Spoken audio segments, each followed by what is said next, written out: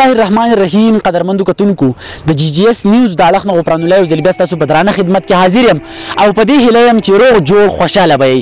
قدرمندو کتونکو نن موجود یم د سوات په یو ښایسته او سیلګریزه سیمه ملم جبه کې. ملم جبه یو داسې ځای دی چې په غونډ کال کې په لکونو سیلانیان چې دی هغه د دې ځای نه د خوند اخیستو دپاره راځي او د دې قدرتي حسن نه چې دی هغه خوندونه اخلي. زما په شا باندې چې تاسو کوم ځای ګورئ دا د ملم جبې هغه ځای دی چې په دې کې زه ووایم نو دا زیپلاین هم چلیږي، لفټ چې دی هغه سیسټم پکې هم شته. د دې تر څنګ د دې سره دغه هوټل چې ډېر زیات تاسو ته ښکاري ښایسته هوټل هم دی. د دې تر څنګ که زه ووایم نو دنیا فیسلیټیز چې دی نو هغه دلته عوامو ته چې دی هغه ورکړی کېږي. د ملم جبه یو داسې ځای دی چې کله هم خلک د کالام مهوډن یا د داسې نورو ځایونو طرف ته پنجاب د طرف نه سیند د طرف نه راځي نو په هغې کې ملم جبې طرف ته ضرور روغ کوي او د دې ښکلاګانو لا ضرور سر راښکاره کوي. نو د دې د ښکلاګانې در سره هم شریکوم.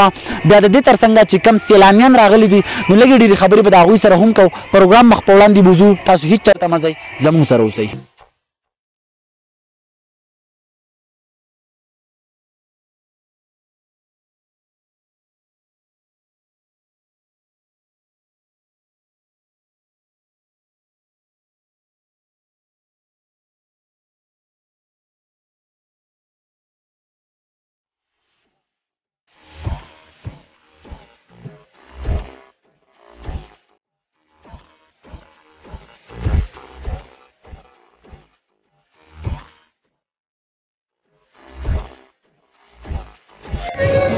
جی قدرمندو کتونکو ټورست چې کله هم ملم جبې ته راشي نو په ملم جبه کې د دې زانګوټو نه ډېر زیات خوندونه اخلي. دا هغه زانګوټۍ دي چې د هغه سره پورې چې دی نو دا ځي او دا ښکلاګانې نه خلک د بر نه چې دی دا ښکلاګانې ویني او کته چې دی بیا یې راوړي. نو کله چې هم د ملم جبې ته سیلانیان راشي نو دې نه خوندونه ضرور اخلي. بھائی جان نام کیا ہے آپ کا اور تعلق کہاں سے رکھتے ہیں؟ لاہور سے آئے ہیں، نام رومیل ہے. اچھا کیا کہیں گے سوات آپ نے دیکھا گھوم گئے ہوگے کتنا انجوائے کیا آپ نے؟ ابھی تو ہم آئے ابھی گھومنے لگے ہیں، کافی اچھا ہے، ویو کافی اچھا ہے. اچھا لوگ کیسے ہیں؟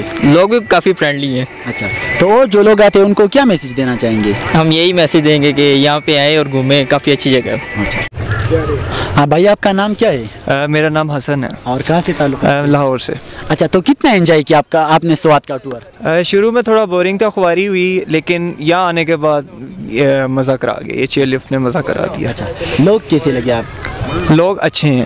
اچھے. ہاں. آپ کیا کہیں گے سوات کی خوبصورتی کے حوالے سے؟ بہت خوبصورت ہے ماشاء اللہ. باہر لوگوں کو کیا میسج دینا چاہیں گے؟ ٹورزم کو سپورٹ کرے، ٹھیک ہے، یہاں آئے لوگوں کو ملے اور گھومیں پھریں، انجوائے کریں. جان دا راته ووایه نوم دې سره د کوم ځای نه راغلی؟ بسم الله الرحمن الرحیم. نوم مې حیات دی او ملکن اوسیدونکی. د ملاکړ نه سوات ته بیا ملم جبې ته راغلی. څه به ویل غواړې سیلانیان چې دی هغه خو راخوشي دي که موږ وګورو را روان دي دې ځای نه خوندونه اخلي. تاسو څومره خوندونه واخیستل؟ بالکل ولې نه، زمونږ علاقې خو ماشاءالله ښه مزیدار او ښه په ټاپ روان دي. بل د خیبر پښتونخوا خلک چې دی دا ډېر مینهناک دی او ډېر عزتمن خلک دی. انشاءالله مونږ کوشش دا کوو چې ټولو خلکو ته میسج ورکړو چې راشي او انشاءالله مونږ به استقبال کوو او میلمستیا به کوو. تاسو به څه ویل غواړئ ملګري؟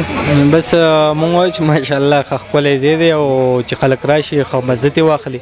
خلک یې څنګه دی د سوات؟ نو خلک خو یې ماشاءالله ښه برابر دی، خو لکه دلته کې دا کمې انتظامیه ده، لکه مطلب دا دی چې 500 روپۍ انټري که نه، نو لکه دا خو د غریب چې کم دی وس نه کېږي ګرانه ده خبره چې او به یار سړی راننوځي ولې د فیملی سره اووه ماشومان دی که نه، څوک خو نشي رانوتلی. بل دا دی چې چیر لفټ 1500 روپۍ ټکټ.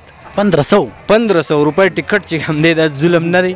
لکه مطلب دا دی یو کس دومره راشي هغه به ورکړي، خو بهرحال داسې کسان پکې دي چې دا تاسو یې نه دغه ټول بهر ولاړ دي، د دې د وجې نه نشي رانه.